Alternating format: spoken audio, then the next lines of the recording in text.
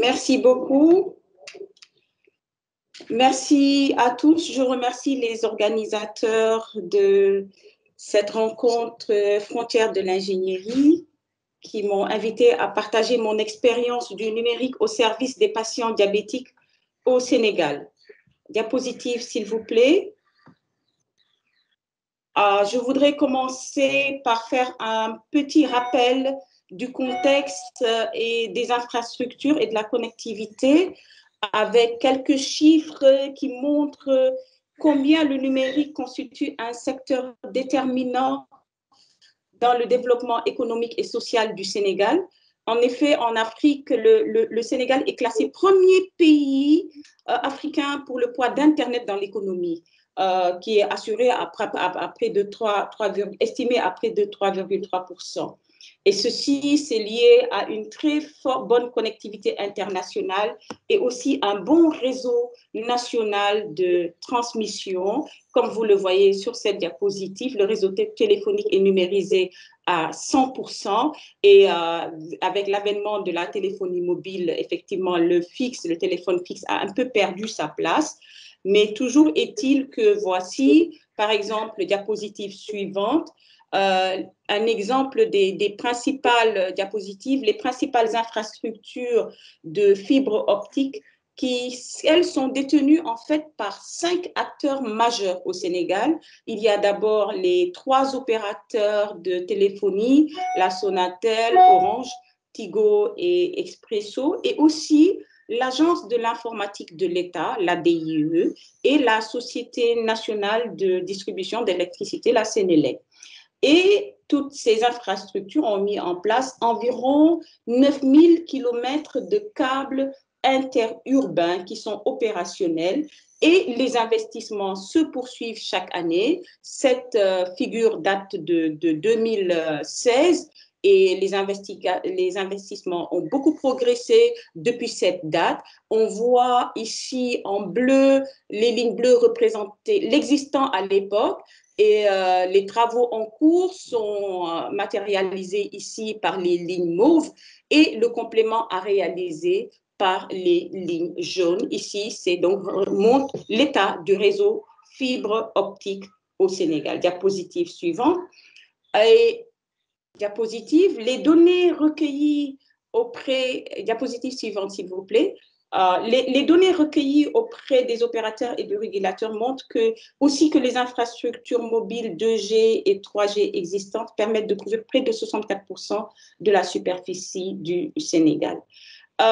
Donc, le Sénégal a mis en place de 2015 à 2019 un plan stratégique e-santé qui a été élaboré dans le but d'améliorer en particulier les performances du système de santé au Sénégal.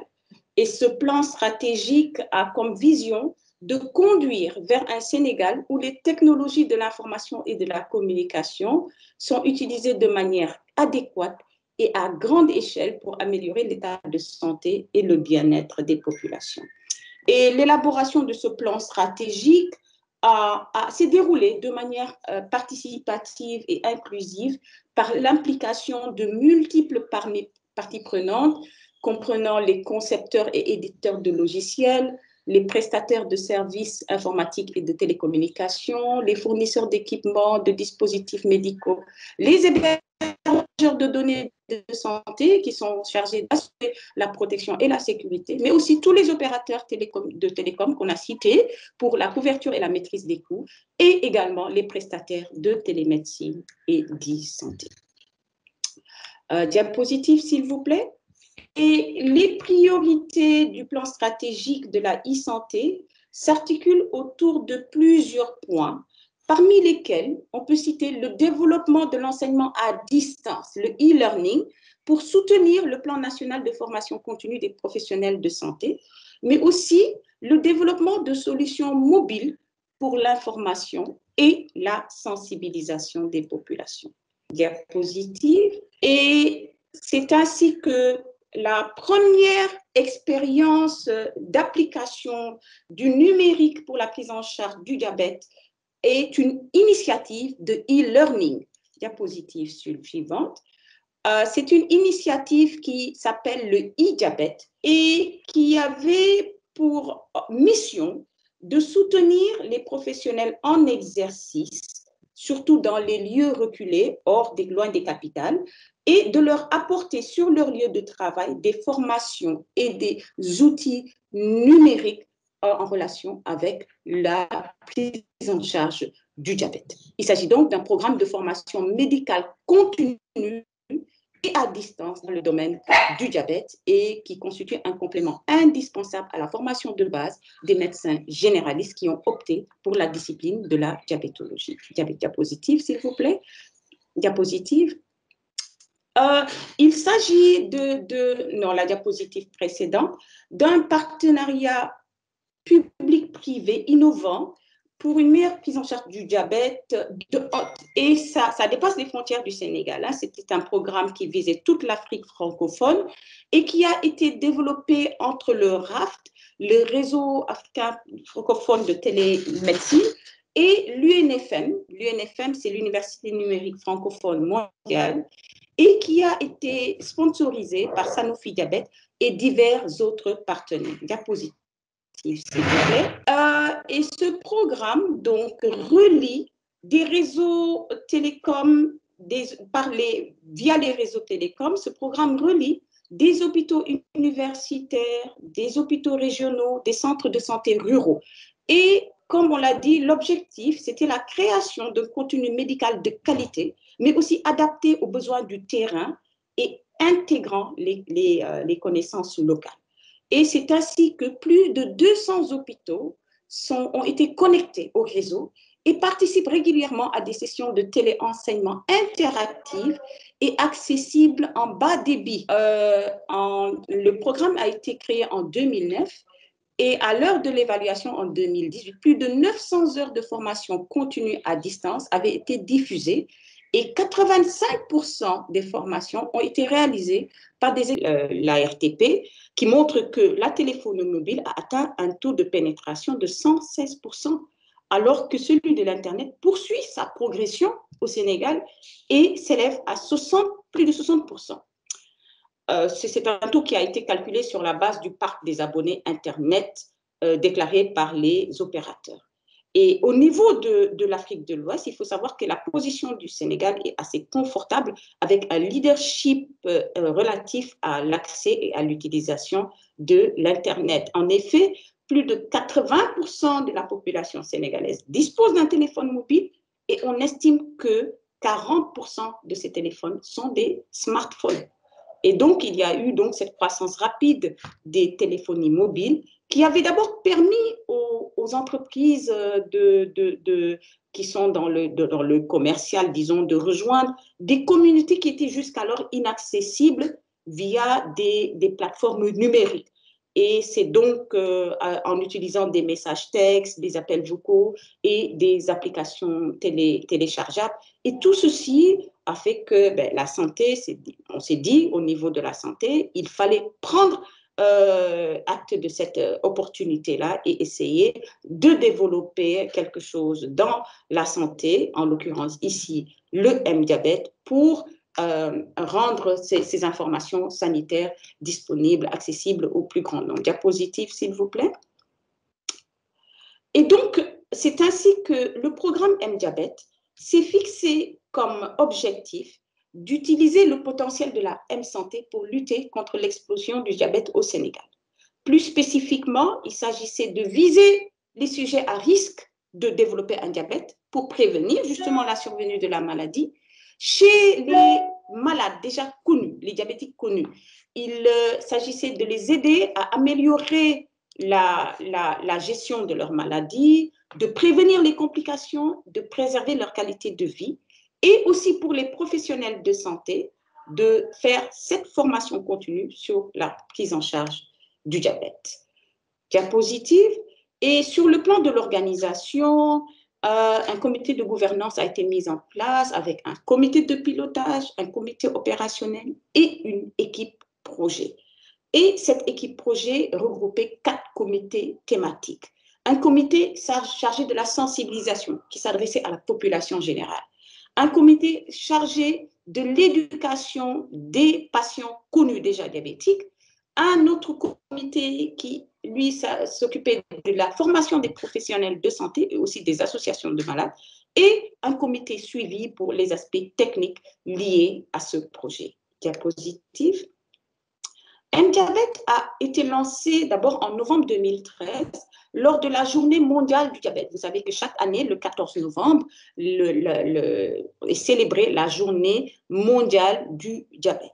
Et l'association des patients diabétiques était au cœur du dispositif. Les experts de l'OMS et de l'Union internationale, que vous voyez sur la photo en bas à droite, se sont engagés à côté du Sénégal pour rendre effectif ce programme. Diapositive.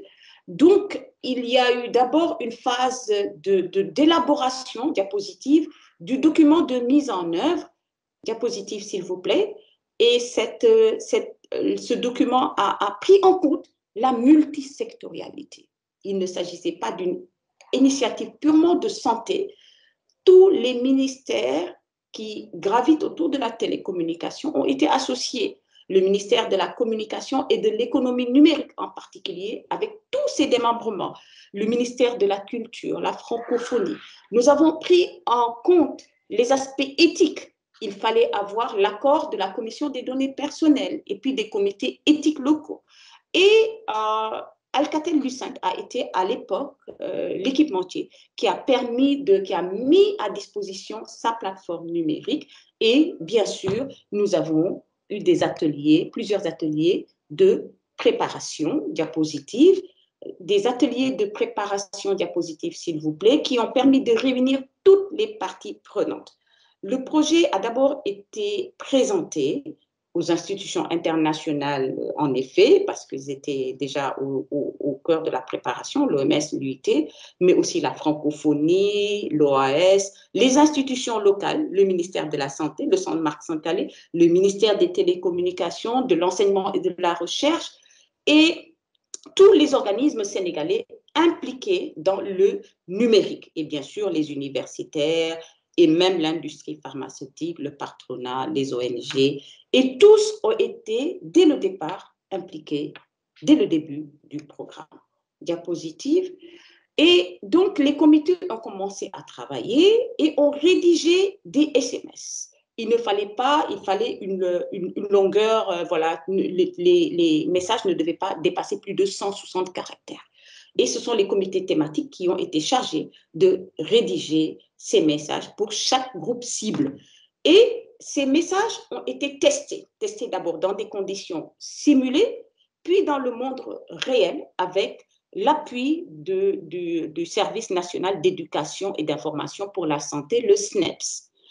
Et voilà, je vous ai mis ici un exemple de SMS qui a été rédigé. Pour rester en forme et éviter les complications, je dois contrôler ma glycémie, mais aussi ma tension artérielle et mon poids. C'est un exemple de SMS qui a été diffusé via ce programme M-Diabète.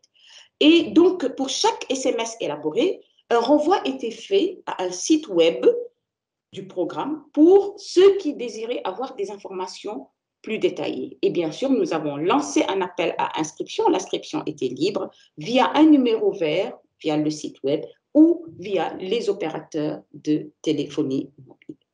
Diapositive, s'il vous plaît.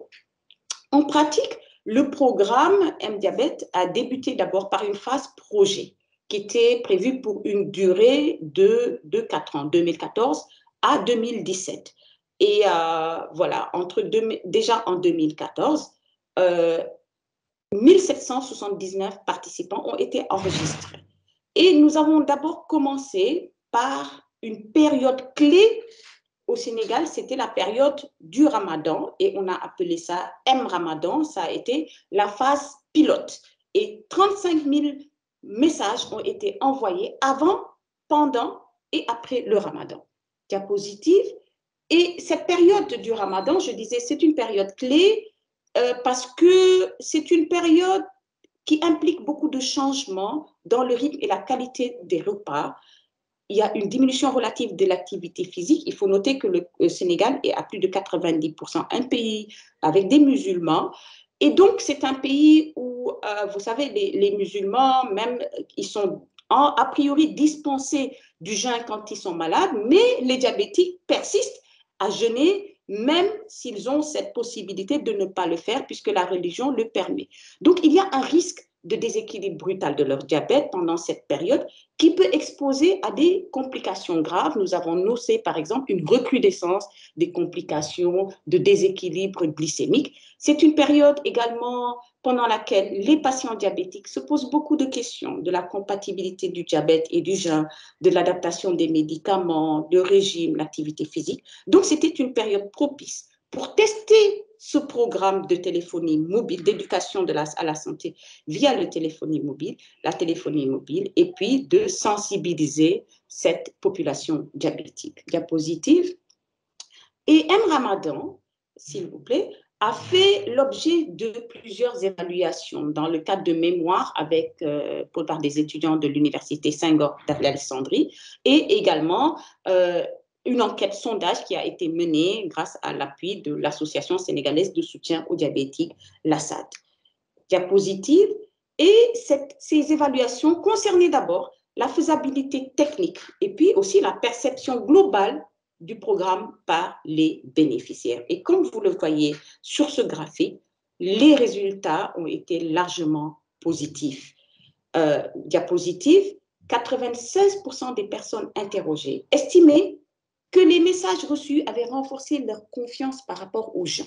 Donc, ils se posaient beaucoup de questions, mais le fait d'être accompagnés par ce programme leur a donné confiance. 100% des personnes interviewées souhaitaient continuer à recevoir des SMS et 95% se disaient prêts à recommander ce service à des proches parents ou à d'autres patients. Diapositive. Donc, on en a conclu que sur le plan technique, voilà, les résultats étaient plutôt satisfaisants parce que les SMS étaient bien reçus et bien lus, même par la population analphabète qui se faisait lire les messages par des tiers.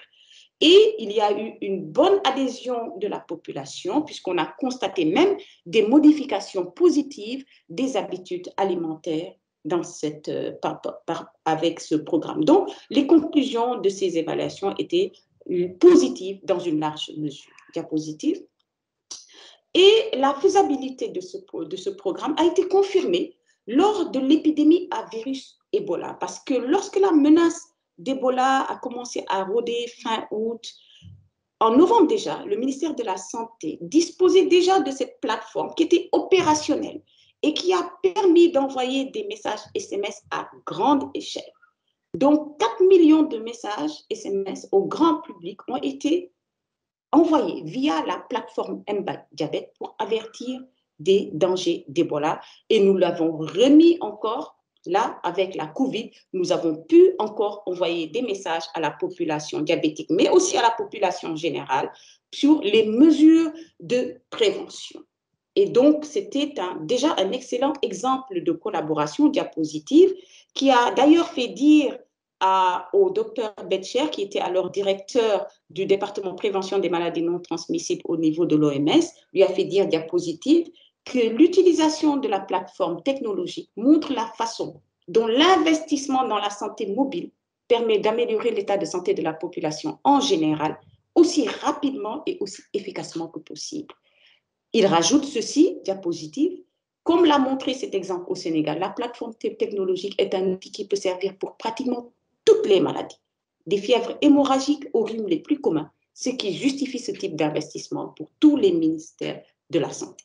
Donc, voilà pour la raison pour laquelle, diapositive, à l'issue de cette première évaluation, nous sommes passés à une phase plus offensive, avec notamment un vaste plan de communication autour du programme à travers les médias. Des spots radio et télévisés ont été diffusés, mais aussi des campagnes d'affichage sur les bus. Tous les moyens de transport ont été utilisés. Allez-y, s'il vous plaît, diapositive.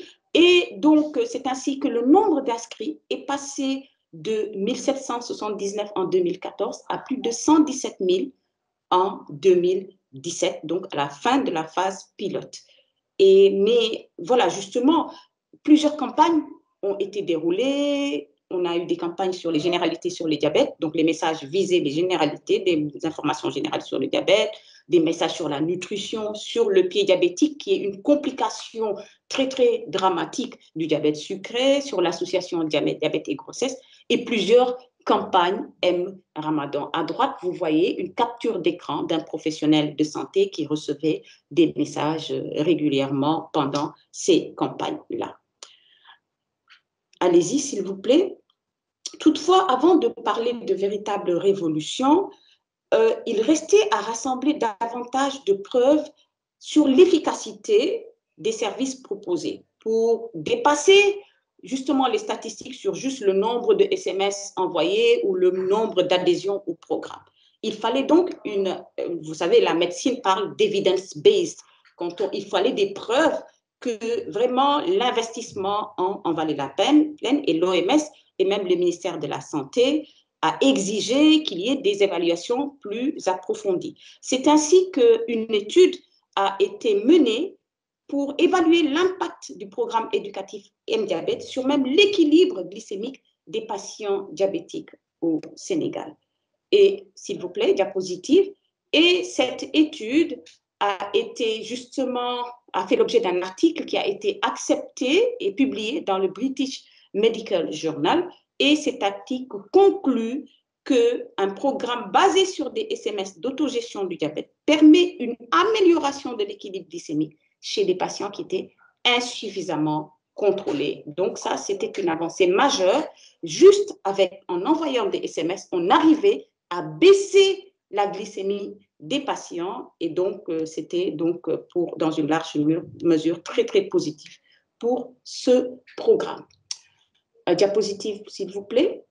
À ce jour, donc, M-Ramadan a été poursuivi en 2018. Ça a été fait l'objet d'ailleurs d'un programme multicentrique. Le Sénégal, l'Égypte et la Tunisie ont en même temps diffusé des SMS tels que ce que nous faisions depuis 2014. À partir de 2018, nous avons dépassé la barre des 200 000 inscrits. Maintenant se pose le défi de la pérennisation. Entre 2014 et 2017, le programme a été entièrement financé par l'Union internationale des télécoms et l'OMS.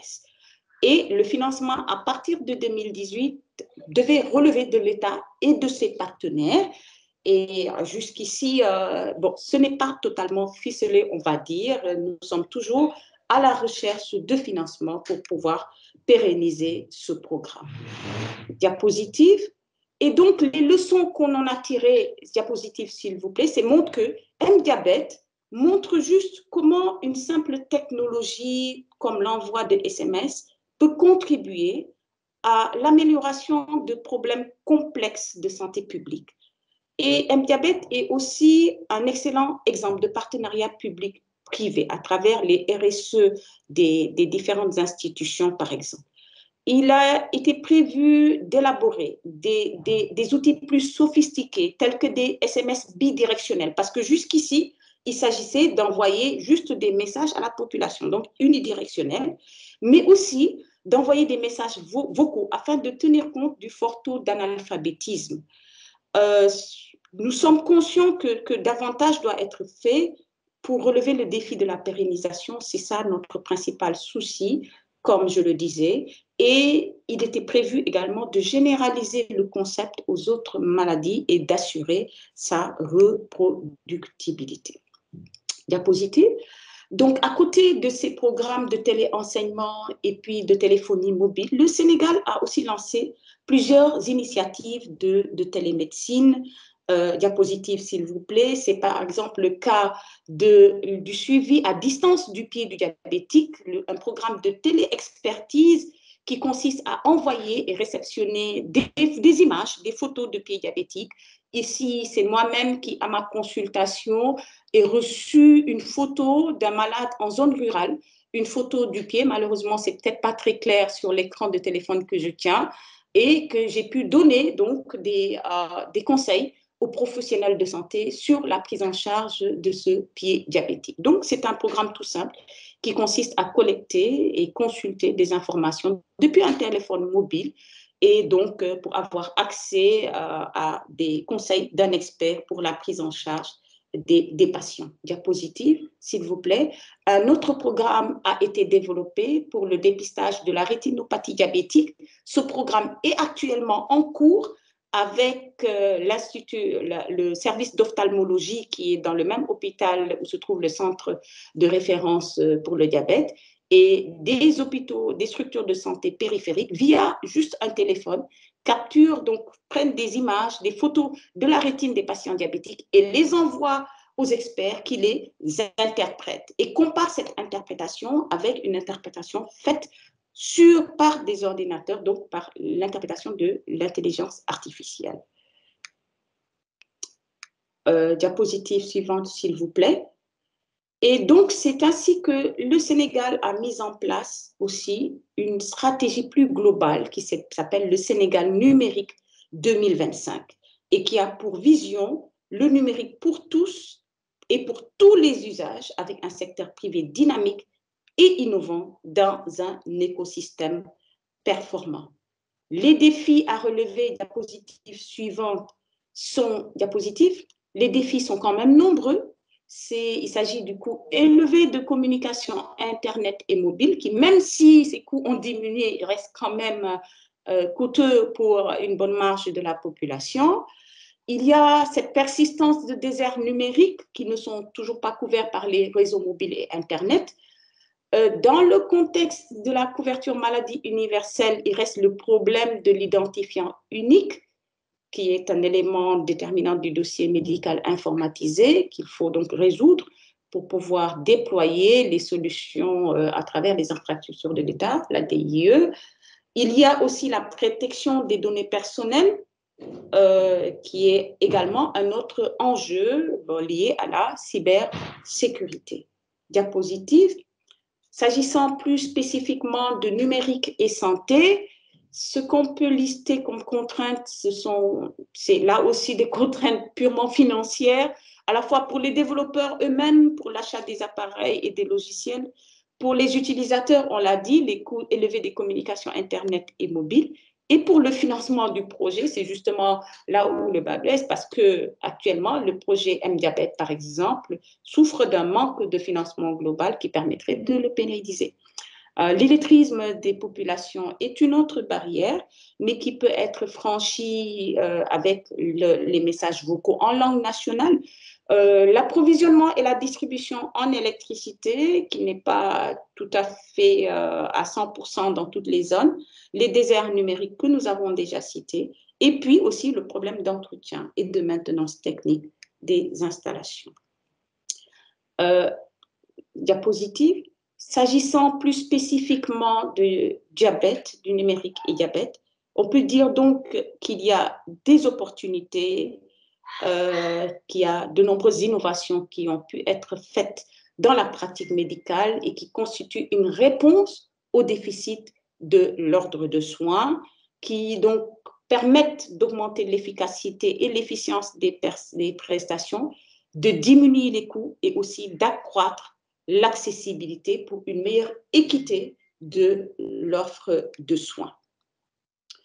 En définitive, diapositive, on peut dire que s'agissant du numérique et du diabète au Sénégal, on est en face, voilà, il y a beaucoup d'espoir, mais également de nombreux défis à relever.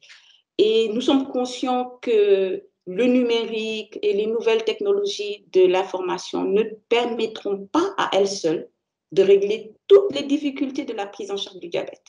Mais en tout cas, elles permettront d'apporter de nouvelles pistes et de nouveaux parcours pour le patient, comme sur le modèle de ce qu'on a vu avec le paiement mobile qui a permis de se substituer un peu aux banques, de contrebalancer les obstacles spécifiques dans d'autres domaines tels que celui de la banque. Ici, le numérique permettrait de contourner certains obstacles de la santé au Sénégal, l'état des routes, l'insuffisance du personnel, etc. Et de manière générale, en Afrique. Ce sont donc des voies alternatives qui peuvent constituer une partie de la réponse, qui reste incomplète. Certes, mais qui mérite un intérêt particulier de par sa dimension novatrice et de la dimension concrète des pistes. Et le défi principal reste la pérennisation. Diapositive. Et je vous remercie pour votre attention. Diapositive, s'il vous plaît. Merci beaucoup.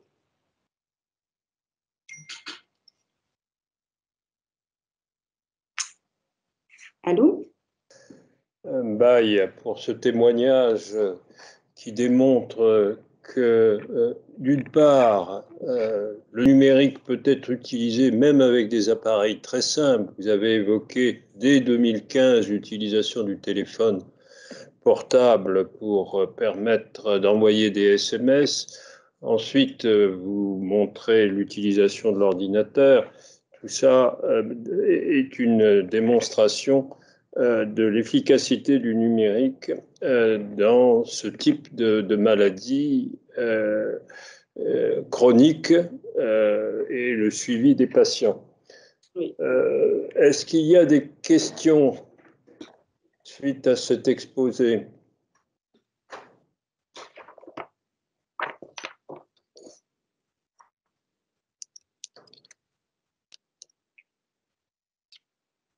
Je ne vois rien.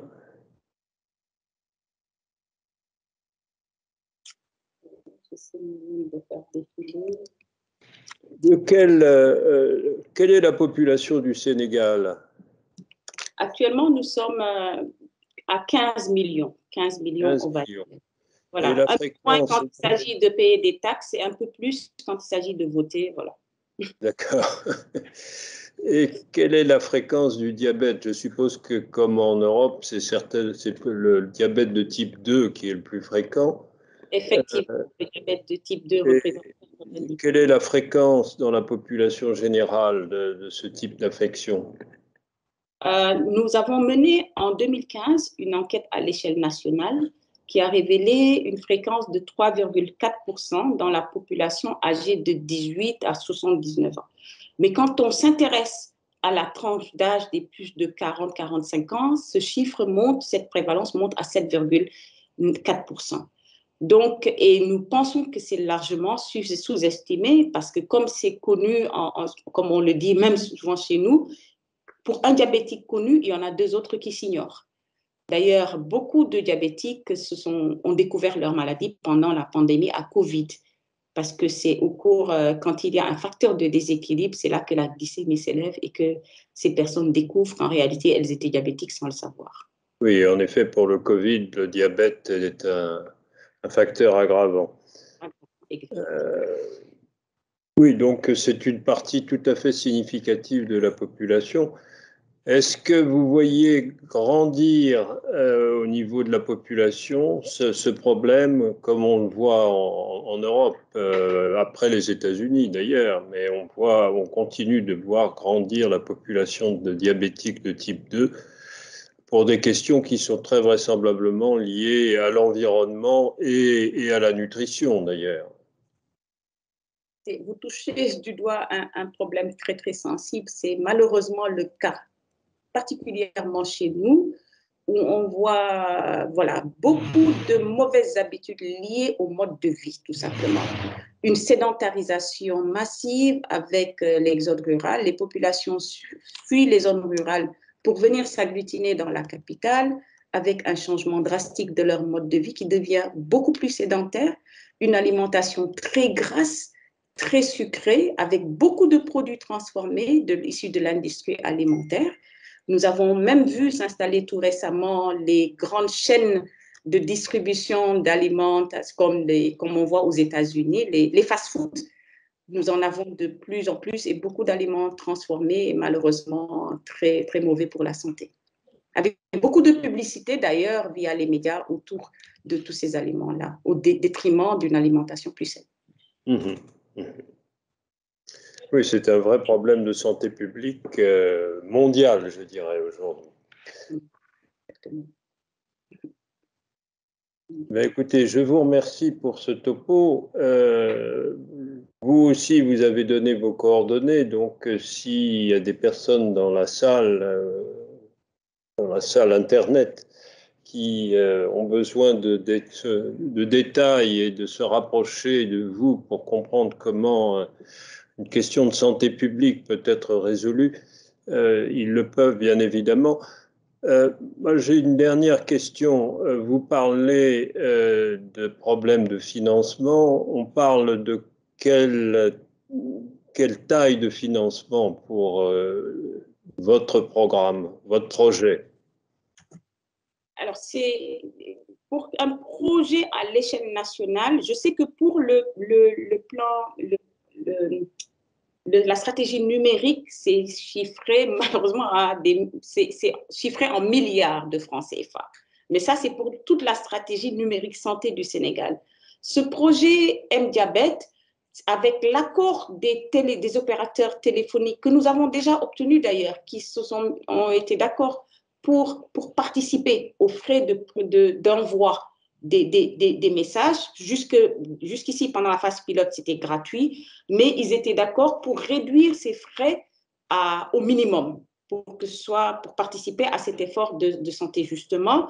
Il s'agit, alors, vous le voulez peut-être en euros, je n'ai pas le chiffre exact, mais L'ordre de grandeur. Voilà, l'ordre de grandeur, ce serait peut-être allez, je vais dire comme ça, dans les 100 millions de francs CFA, je ne sais pas combien ça représenterait, mais il faudrait, c'est le problème de la pérennisation, ce n'est pas un financement unique. Oui, bien sûr, c'est un financement annuel. C'est un financement annuel.